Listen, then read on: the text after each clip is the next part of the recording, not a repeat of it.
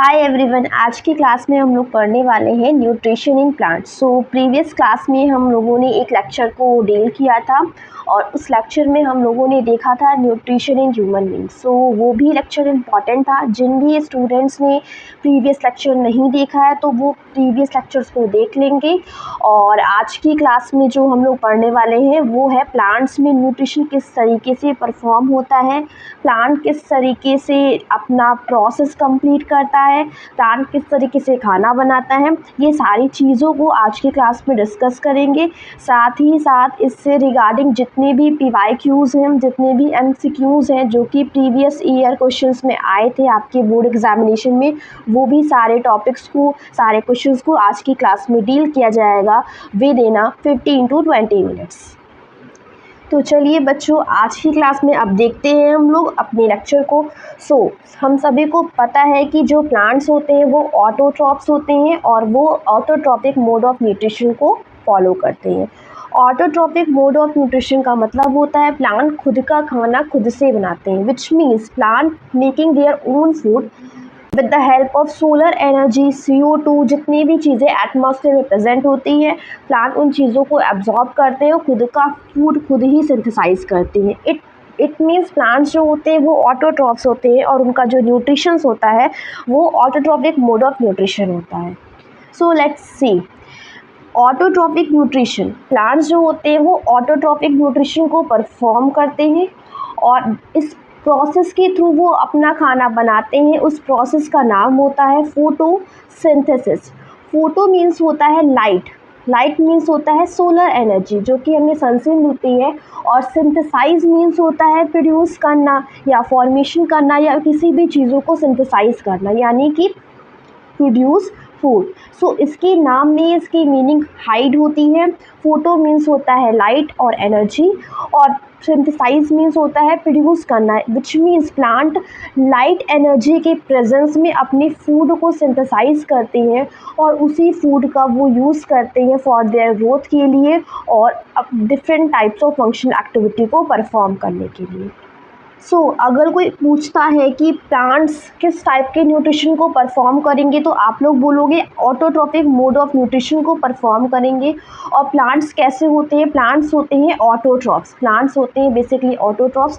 मैंने यहाँ पे एक शॉर्ट डेफिनेशन भी आप लोगों के लिए लिख दिया है एग्जाम में लिखने के लिए कि plants are autotrophs, they prepare their own food using simple inorganic substance in the presence of sunlight, which means यहाँ पे अगर देखा जाए तो फोटोसिंथेसिस, जिस प्रोसेस के थ्रू प्लांट अपना फूड का फॉर्मेशन करेंगे उसका नाम होता है फोटोसिंथेसिस, विच मीन्स यानी कि प्लांट अपना खाना बनाते हैं इन द प्रेजेंस ऑफ लाइट, और इसे हम लोग सोलर एनर्जी के नाम से भी जानते हैं। तो आइए अगर देखते हैं कि प्लांट्स के जो पार्ट्स होते हैं, तो प्लांट्स में देखा जाता है, प्लांट्स के टोटली कंप्लीट प्लांट पे देखा जाता है तो उसमें रूट वाला पार्ट होता है, स्टेम वाला पार्ट होता है, लीफ वाला पार्ट होता है, इसके साथ प्लांट्स में फ्लावर भी होते हैं। तो एक क्वेश्चन यहीं से अराइज होता है कि प्लांट का सभी पार्ट्स एक तरीके से फोटोसिंथेसिस के प्रोसेस में इन्वॉल्व होता है? नो, प्लांट का सभी पार्ट फोटोसिंथेसिस के प्रोसेस में इन्वॉल्व नहीं होता है। तो कौन सा प्लांट का पार्ट फोटोसिंथेसिस के प्रोसेस में इन्वॉल्व होता है? लीफ प्लांट का ऐसा पार्ट होता है जो फोटोसिंथेसिस के प्रोसेस में बेसिकली इन्वॉल्व होता है। लेकिन लीफ में भी क्या सारे लीव्स फोटोसिंथेसिस के पार्ट प्रोसेस में इन्वॉल्व होंगे?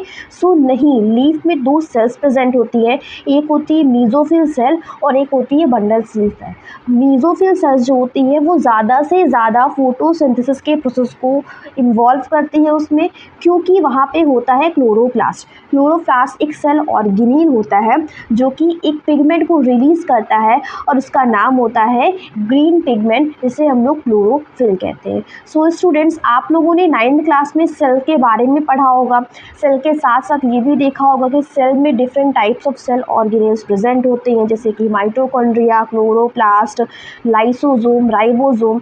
इनमें से एक सेल ऑर्गेनेल यहाँ पे लिखा हुआ है जिसका नाम है क्लोरोप्लास्ट। क्लोरोप्लास्ट जो होता है वो एक सेल ऑर्गेनेल होता है जो कि एक पिगमेंट को रिलीज करेगा जिसका नाम होता है ग्रीन पिगमेंट क्लोरोफिल। बहुत सारे स्टूडेंट्स को ये डाउट होता है कि क्लोरोप्लास्ट और क्लोरोफिल में क्या डिफरेंस होता है। क्लोरोप्लास्ट और क्लोरोफिल में एक बेसिक सा डिफरेंस होता है।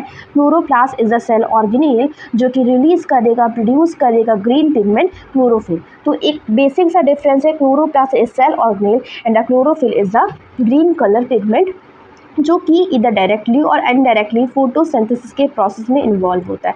यहाँ पे मैंने आपके रिवीजन के लिए ये छोटा सा लिख भी दिया है कि chlorophyll is the green pigment present in chloroplast which trap the light energy. आगे की क्लास में हम लोग देखेंगे किस तरीके से जो क्लोरोफिल होता है वो लाइट एनर्जी को ट्रैप करता है। ट्रैप मीन्स होता है स्टूडेंट्स कैच कर लेना, एब्जॉर्ब कर लेना, और लाइट एनर्जी जो होती है वो फोटोसिंथेसिस में बहुत इंपॉर्टेंट रोल प्ले करती है।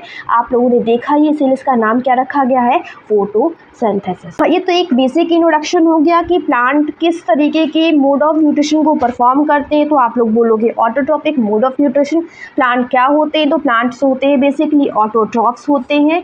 इसके साथ साथ प्लांट किस प्रोसेस के थ्रू अपना न्यूट्रिशन परफॉर्म करते हैं, लाइक किस प्रोसेस के थ्रू अपना न्यूट्रिएंट एब्जॉर्ब करते हैं, खाना बनाते हैं, तो उस प्रोसेस का नाम होता है फोटोसिंथेसिस।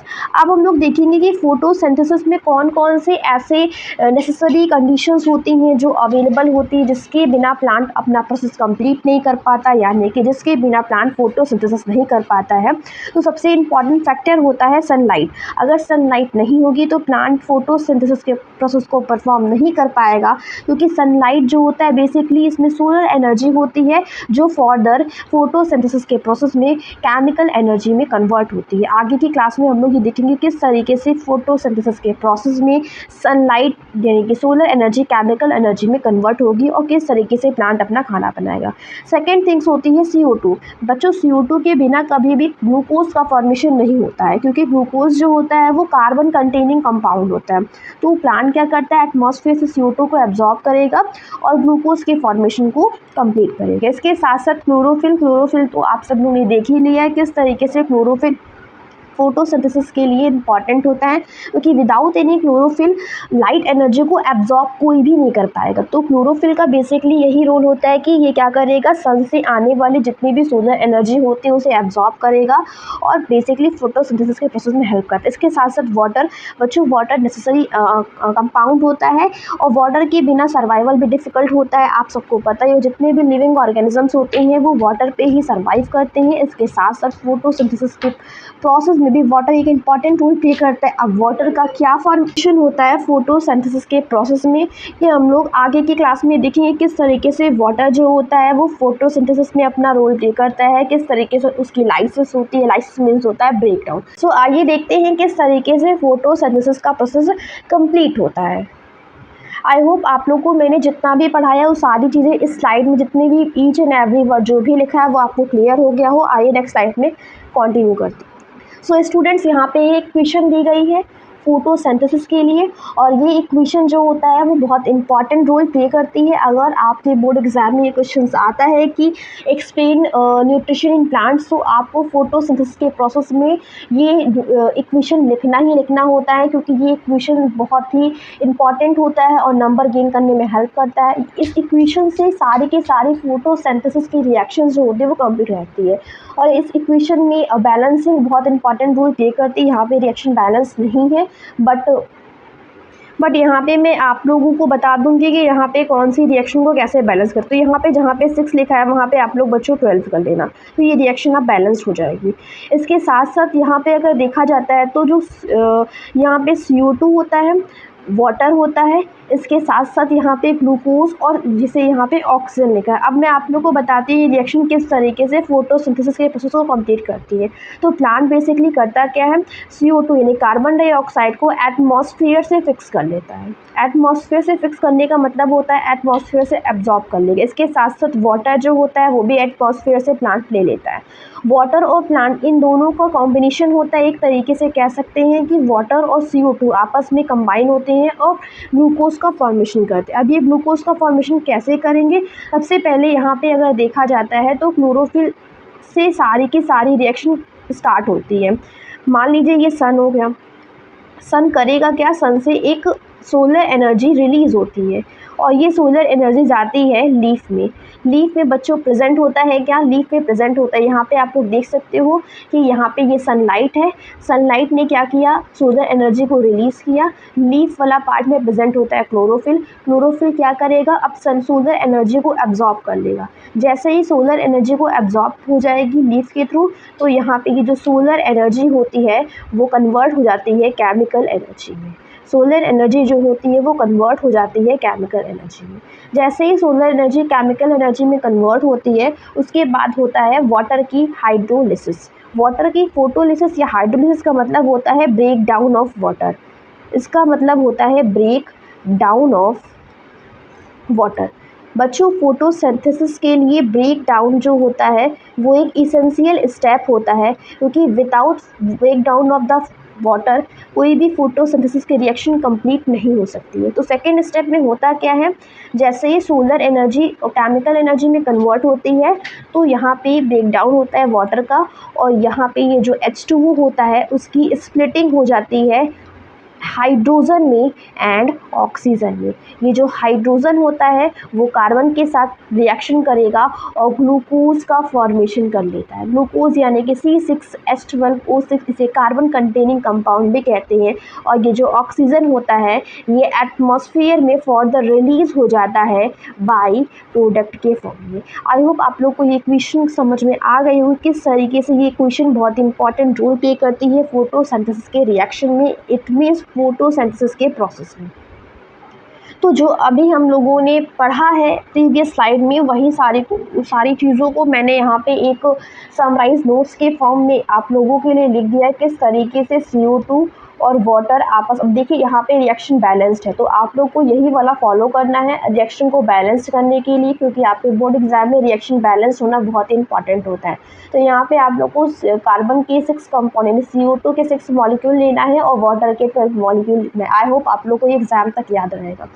तो इसके साथ साथ यहाँ पे सबसे पहला स्टेप में क्या था कि absorb of light energy by chlorophyll. जैसे कि मैंने आप लोग को बताया था कि सनलाइट से सोलर एनर्जी रिलीज होती है, जैसे क्लोरोफिल के थ्रू एब्जॉर्ब कर लिया जाता है। उसके बाद जैसे ही क्लोरोफिल एब्जॉर्ब हो जाता है तो conversion of light energy to the chemical energy and splitting of water molecule hydrogen and oxygen. Splitting मतलब होता है ब्रेक डाउन। तो यहाँ पे होता क्या है, जैसे ही सोलर एनर्जी को केमिकल एनर्जी में कन्वर्ट किया जाता है, वाटर की स्प्लिटिंग हो जाती है, जिसमें से जो हाइड्रोजन होता है वो CO2 के साथ रिएक्शन करेगा, ग्लूकोज का फॉर्मेशन कर लेता है, और ऑक्सीजन जो होता है वो बाई प्रोडक्ट एटमॉस्फेयर में फर्दर रिलीज कर दिया जाता है। इसके साथ साथ जो ग्लूकोज होता है, जितना ग्लूकोज बनता है स्टूडेंट्स उतना ग्लूकोज को प्लांट यूटिलाइज नहीं करता है, उसमें से सम अमाउंट ऑफ ग्लूकोज को ही प्लांट यूटिलाइज कर लेता है, लेकिन कुछ ग्लूकोज जो होते हैं वो रिमेन बच जाते हैं, तो प्लांट उसे स्टार्च के फॉर्म में अपने पास स्टोर करके रख लेता है। स्टार्च के फॉर्म में अपने पास स्टोर करके रख लेता है। यहाँ पे जो थर्ड स्टेप लिखा हुआ है reduction of carbon dioxide to the carbohydrate. So इस स्टेटमेंट में कंफ्यूज होने की ज़रूरत नहीं है, क्योंकि कार्बोहाइड्रेट का मतलब ही होता है ग्लूकोज, यानी कि यहाँ पे CO2 ने जो वाटर के साथ, वाटर मीन्स हाइड्रोजन के साथ रिएक्शन करके ग्लूकोज को बनाया था, तो उसी को यहाँ पे बता दिया गया है कि कार्बन डाइऑक्साइड का रिडक्शन हो जाता है कार्बोहाइड्रेट में, and the carbohydrate is the alternative form of glucose, which means इसके फॉर्मूला हो जाएगा C6H12O6, जिसे हम लोग कार्बन कंटेनिंग कंपाउंड के नाम से भी जानते हैं। आई होप आप लोग को जितना भी मैंने पढ़ाया है वो सारी चीज़ें क्लियर हो गई हैं। इसके साथ साथ अब हम लोग कुछ क्वेश्चंस को सॉल्व कर लेते हैं और ये देखते हैं जितनी भी चीज़ें हम लोगों ने पढ़ा है क्या उसे हम लोग अपने क्वेश्चन पेपर में अप्लाई कर पा रहे हैं कि नहीं। तो आइए स्टूडेंट्स हम लोग ये देखते हैं कि हम लोग PYQ प्रीवियस ईयर क्वेश्चन को सॉल्व कर पा रहे थे या नहीं। तो पहला क्वेश्चन जो हम लोगों का है वो है which of the following statement about the photosynthesis is not correct. तो पहला स्टेटमेंट कह रहा है कि chlorophyll is necessary for photosynthesis. तो यस, हम लोगों ने अभी देखा है कि क्लोरोफिल जो होता है वो इंपॉर्टेंट रोल प्ले करता है फोटोसिंथेसिस में। कैसे करेगा, तो क्लोरोफिल बेसिकली क्या करेगा, सोलर एनर्जी यानी कि सन से आने वाली रेस को एब्जॉर्ब करेगा, और क्लोरोफिल तो इंपॉर्टेंट है ही। तो एक तरह से फर्स्ट स्टेटमेंट तो बिल्कुल करेक्ट हो गया। सेकेंड स्टेटमेंट कह रहा है carbon dioxide is absorb from atmosphere through stomata. तो यस, इस बच्चों कार्बन डाइऑक्साइड जो होता है वो एटमॉस्फेयर से लीफ में प्रेजेंट होता है स्टोमेटा। स्टोमेटा जो होता है वो एक टाइनी पोर होता है जो बेसिकली करता क्या है, गैसेस एक्सचेंज के रिस्पॉन्सिबल होता है और CO2 को एब्जॉर्ब कर लेता है फोटोसिंथेसिस के प्रोसेस में। तो ये स्टेटमेंट भी बिल्कुल करेक्ट होता है। थर्ड स्टेटमेंट बोल रहा है फोटोसिंथेसिस टेक प्लेस ओनली। अब यहाँ पे ओनली दिया है, इसके साथ साथ यहाँ पे लिखा है ड्यूरिंग नाइट। सो ये स्टेटमेंट गलत होता है क्योंकि फोटोसिंथेसिस जो होता है वो बेसिकली डे टाइम में ही होगा क्योंकि ये लाइट के प्रेजेंस में होगा। इट मीन्स ये वाला स्टेटमेंट का रॉन्ग है। Glucose produce during the photosynthesis can be stored as a starch. So ये स्टेटमेंट भी बिल्कुल करेक्ट है। Let's see our next question. Which of the following statement about the nutrition in plant is not correct? So first statement कह रहा है plant prepare their own food by the process of photosynthesis. So yes, ये बिल्कुल correct है। Carbon dioxide is taken in by leaves during the photosynthesis. तो yes, बिल्कुल सही क्योंकि CO2 जो होता है वो लीफ के थ्रू एब्जॉर्ब किया जाता है फोटोसिंथेसिस के प्रोसेस में। Chlorophyll trap sunlight and convert into the chemical energy. ये भी हम लोगों ने अपने क्लास में अभी भी देखा है कि जो क्लोरोफिल होता है वो सनलाइट से सोलर एनर्जी को केमिकल एनर्जी में कन्वर्ट कर देता है। During photosynthesis oxygen is used up and carbon dioxide release. So ये स्टेटमेंट बिल्कुल रॉन्ग है स्टूडेंट्स, क्योंकि ऑक्सीजन जो होता है वो रिलीज हो जाता है, ऑक्सीजन रिलीज होता है और CO2 जो होता है उसे यूज्ड किया जाता है फोटोसिंथेसिस के प्रोसेस में। नेक्स्ट क्वेश्चन कहता है which of the following product is released during photosynthesis. तो हमें देखना है कि इसमें से कौन सा प्रोडक्ट है जो फोटोसिंथेसिस के प्रोसेस में रिलीज होता है। सो CO2 तो यहाँ पे यूज हो जाता है तो ये तो रॉन्ग हो गया। इसके साथ साथ ऑक्सीजन, सो यस ऑक्सीजन ही रिलीज हो जाता है बाई प्रोडक्ट एटमॉस्फेयर में, जैसे रेस्पिरेशन के प्रोसेस में इन्वॉल्व कर लिया जाता है। Nitrogen wrong, pepsin it is a enzyme, so it is a completely wrong. Next question is not required for photosynthesis. Sunlight ये तो बहुत इंपॉर्टेंट हो जाएगा। क्लोरोफिल ये भी इंपॉर्टेंट हो जाता है। CO2 ये भी इंपॉर्टेंट होता है। ऑक्सीजन का यूज़ नहीं करते हैं क्योंकि ऑक्सीजन जो होता है वो बाई प्रोडक्ट एटमॉस्फेयर में स्टूडेंट्स रिलीज कर दिया जाता है। नेक्स्ट क्वेश्चन, ये क्वेश्चन मैं आप लोगों के लिए छोड़ रही हूँ। इस क्वेश्चन का आंसर आप लोग कमेंट बॉक्स में देना और देखना जितनी भी चीज़ों को पढ़ाया गया है वो आप लोगों को क्लियर है कि नहीं, इससे रिगार्डिंग क्वेश्चंस को आप लोग सॉल्व कर पा रहे हैं या नहीं। सो ये जो टॉपिक है वो आपके board examination point of view से इम्पॉर्टेंट है। इसी तरीके के छोटे छोटे शॉर्ट टॉपिक्स जो होते हैं, इंपॉर्टेंट टॉपिक्स जो हैं वो मैं आप लोगों के लिए लेकर आऊँगी। मिलते हैं नेक्स्ट क्लास में, बाय बाय।